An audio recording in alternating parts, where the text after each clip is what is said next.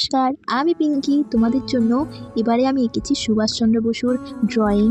এত সুন্দর সুন্দর আঁকা পেতে আমাকে অবশ্যই সাবস্ক্রাইব করো এবং বেল নোটিফিকেশানটি অন করে দাও, যাতে আমার ভিডিওগুলো তোমরা সহজেই দেখতে পারো। আর আমিও সুন্দর সুন্দর ভিডিও এবং ছবি আঁকতে আগ্রহী হব। তোমরা আমায় রক্ত দাও, আমি তোমাদের স্বাধীনতা দেব।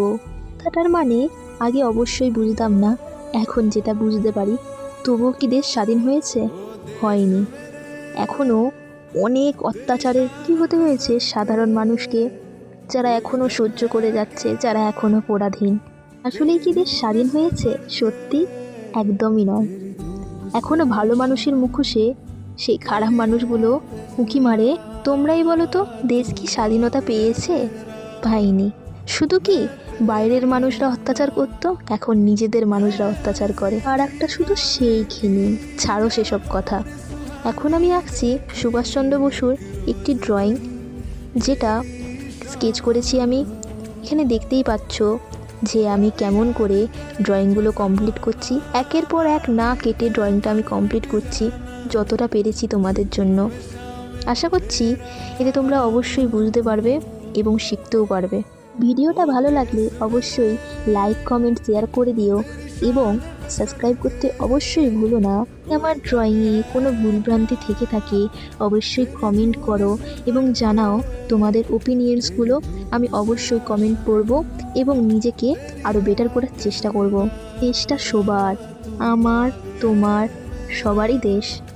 শুধু এটা সুরক্ষিত রাখার দায়িত্ব আমার, তোমার, সবাইয়েরই। কারণ দেশটা তো আমাদের, তাই না? সবাই ভাঙতে পারে, কিন্তু কেউ গড়তে আসবে না। নিজেদেরকে বাঁচাতে হলে নিজেদেরকেই বাঁচাতে হবে, কেউ তো তার জন্য আসবে না। না, চিন্তা করতে আমার মোটামুটি অনেকটাই সময় লেগেছে, কিন্তু ভিডিওতে বোঝা যাচ্ছে না, যেহেতু আমি ভিডিওটিকে ফাস্ট ফরওয়ার্ড করেছি। তার জন্য আমার কথাতে কোনো ভুলভ্রান্তি থাকলে অবশ্যই কমেন্টে জানিও এবং আমাকে আরও বড় হতে একটু সাহায্য করো। এই কাগজের ওপর ধীরে ধীরে যে রেখাচিত্রগুলি ফুটে উঠেছে, সেগুলি শুধুমাত্র পেন্সিলের ছোঁয়া নয়। এইগুলি ইতিহাসের কথা বলে, আত্মত্যাগের কথা বলে, শাসনের কথা বলে। এই মুখ তোমাদের মনে করিয়ে দেয় স্বাধীনতা অনেক সহজেই আসেনি।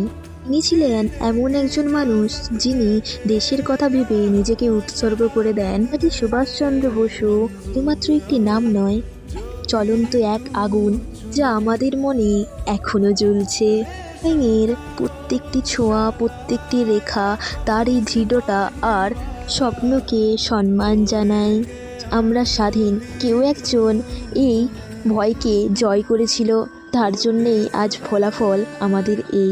হ্যাঁ জানি, মানুষের মন এখনও পর্যন্ত স্বাধীনতা খুঁজে পায়নি, কারণ লুকিয়ে আছে সেই অপরাধীর দল, যারা এখনও এই দেশকে স্বাধীন হতে আটকাচ্ছে।